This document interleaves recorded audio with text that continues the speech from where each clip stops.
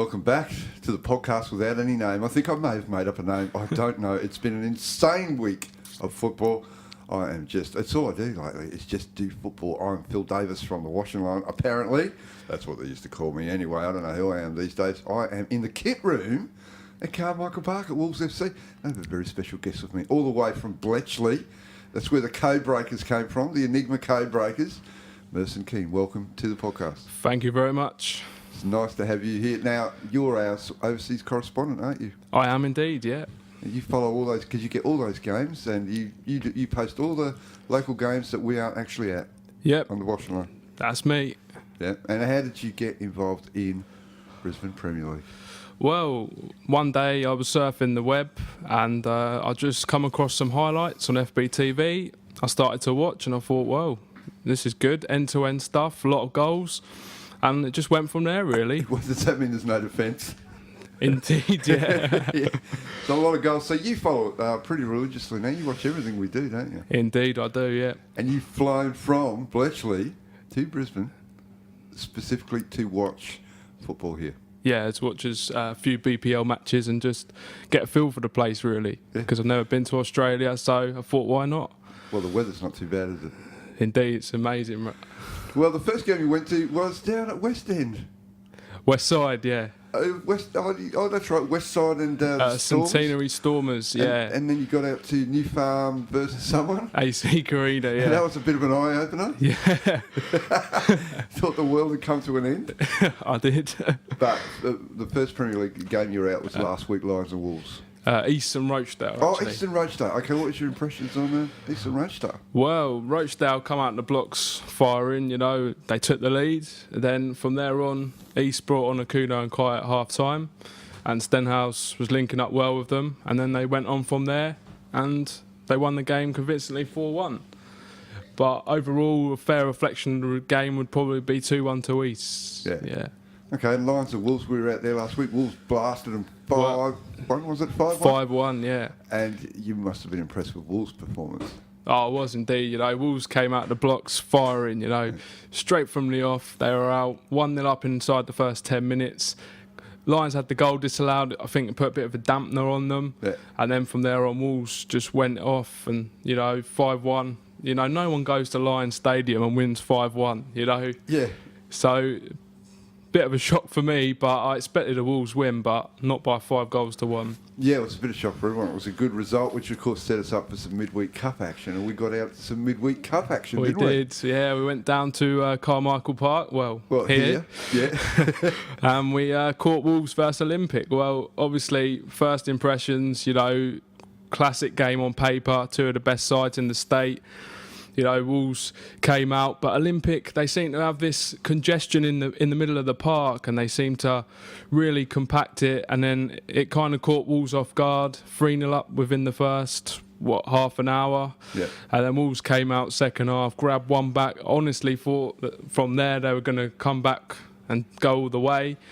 But they just, peppering corners, shots, everything. But Kumarao for Olympic in goal just seemed to save everything. And yeah. He was the man of the match for me. The goalkeeper was terrific, wasn't he? Yeah. I think it's Kumarao. Or something. Yeah, but it sets up an absolute classic between Olympic and Peninsula. So that'll be very interesting to watch. All right, so before we get on to, we're here. We're obviously here for a game. Yeah. We didn't come to the kit room at Carmichael Park and talk to each other. You look at the semi-finals, okay? Now, I know that you were a bit off on your predictions from... We all were. Everyone predicted Wolves would get through. But you got the semi-finals. You've got Logan versus the Strikers at Perry Park. Yeah. And you've got Olympic versus Peninsula at Peninsula. Tell me your forecast on those two. Well, Lions and Strikers, I can't really separate them on paper. They're kind of the same sort of team, but obviously one's in the BPL, one's in the MPL. But when they come together, I really can't separate the two. But if I have to choose, I'd say Lions just to edge it in extra time.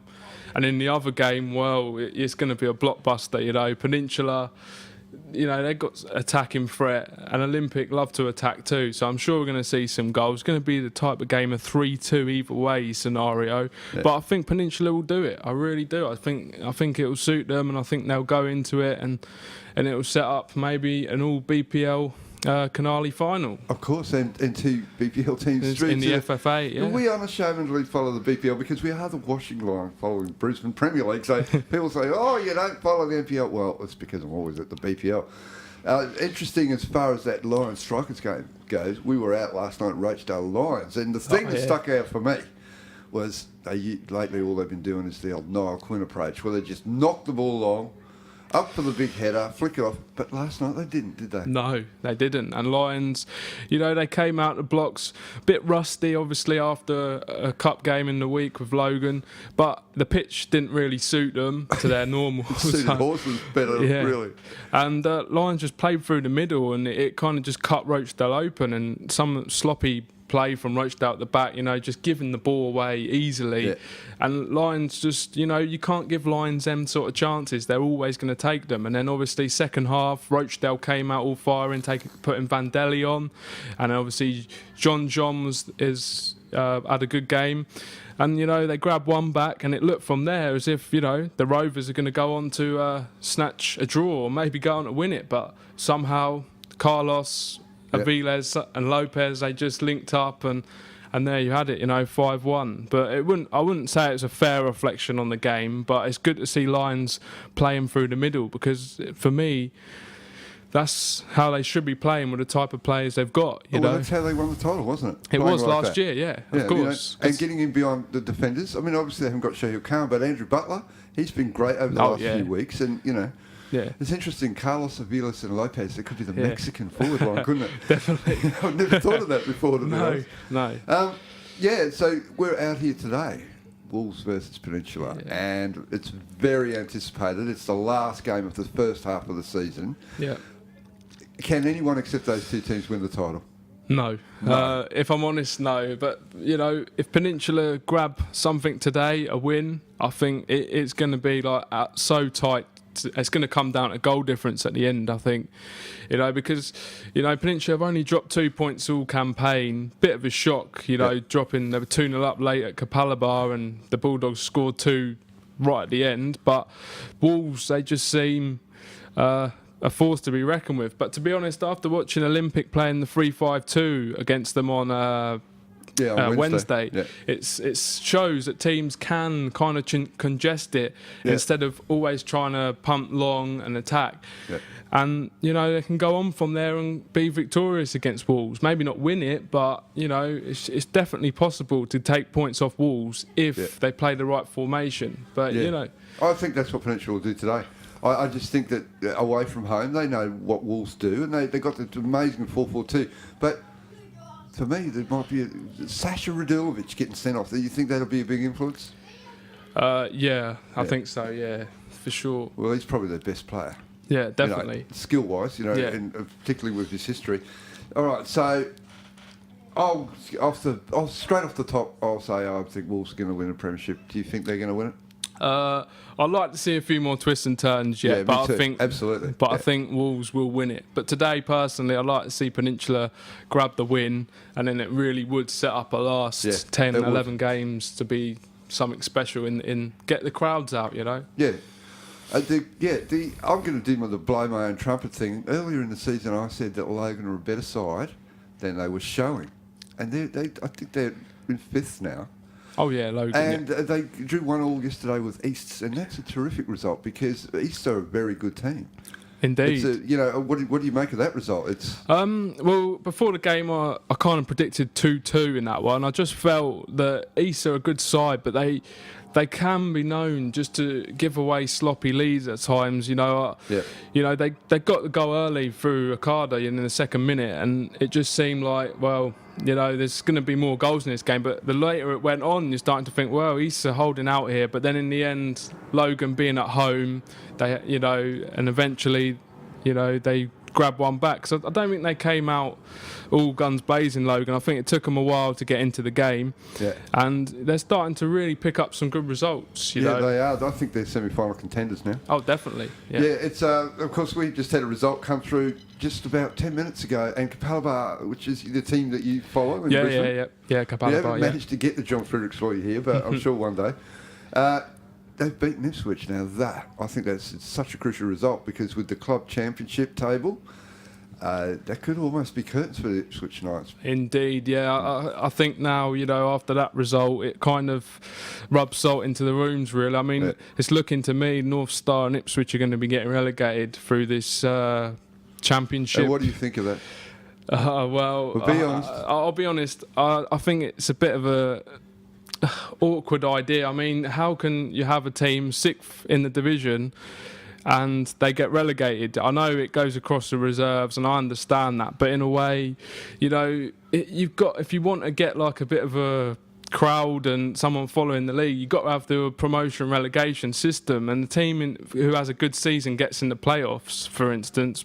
I'm not saying Ipswich will, but if they did, then they'll be getting relegated, and next season they'll lose all their players, and they'll be playing Capital One against North Pine. No disrespect, but yeah. And that is the big anomaly in this, is that if things were to go the way of Ipswich Knights from here on, they could make the top 4 and get relegated. Yeah, and it's just not right, in my opinion. It's an interesting kind of way to look at it. But you've had a bit of a look around in that. Is there anything you think off the top of your head that you'd like to see us doing for a start? FB Media, live streaming, perhaps. Yeah, live streaming.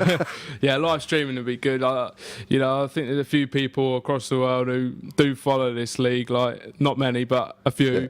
And it'd be good to kind of advertise it a bit more, because if you go to the main place and you ask some of these teams, people don't know who they are. We just want, maybe by live streaming, it will open up a few fans, sort of thing. Yeah. Well, no, it's something that we'll definitely be working on, but it's a lot harder than you might think. You get problems easily with that kind of thing, but we are looking at live streaming, particularly with the FFA Cup, because if a Brisbane team is in it and they play at home against an away team, well, you need to, post some live streaming to keep the Sydney United fans happy to see their team get smashed 5-0 by Lions at Lions. Everybody needs that. So that's what we're looking at in the season. I think I'm tipping Wolves to win the title. So are you? Wolves for the title, and the Cup, you're tipping Peninsula Lions in the final? I'm tipping Peninsula Lions in the final, but they're both 2 close games that really, for me, could go to extra time, if I'm honest. Yeah, but it's going to be silverware to the usual suspects, isn't it? Yeah, for sure. It would be remiss of me not to mention the FA Cup final last night at Merson. Arsenal, it's your family are Arsenal gooners all the way through, aren't they? Oh, yeah, indeed, yeah. And they would have been happy back home? Oh, of course, 100%, yeah. Yes, but I didn't watch it. I watched the Scottish Cup final. That was on at 5-12. And St Johnstone won their first ever cup. And I didn't even know what colour St Johnstone wore before they ran on the field, which is, yeah. But I made it through to 2:15. And did you watch the game? No, I was asleep. It's a bit late for me. 2:30. Bit of a long day at Rochdale yesterday. Yeah, it was indeed a long day. So you're planning on coming back next year, maybe? Oh yeah, I'll be back next year, and, for sure. Yeah, it's been great having you here. We've got the team together. I think we've got everyone here tonight, except for maybe there might be one not here, but and which is it's important because it's such a big game. Indeed. That's what Merson Kean thinks about football in Brisbane. So if there's any other people out there, if you live in Cardiff, or you live in Paris, or you live in Afghanistan, or you live in Peru, we don't care. If you want to come to Brisbane and watch our game, you're more than welcome. Thank you very much for coming on the podcast. Thank you. And, of course, you're a MK Dons supporter? I am indeed, yeah. Yeah, and I'm a Leeds supporter. The 2 most hated teams in football. So we've got a lot in common. All right, that's been the podcast with No Name for this week. Phil Davis and Merson Kean. I will be back next week. I'm going to have a guest who actually plays football on the field, the first one for the year. Thanks for listening.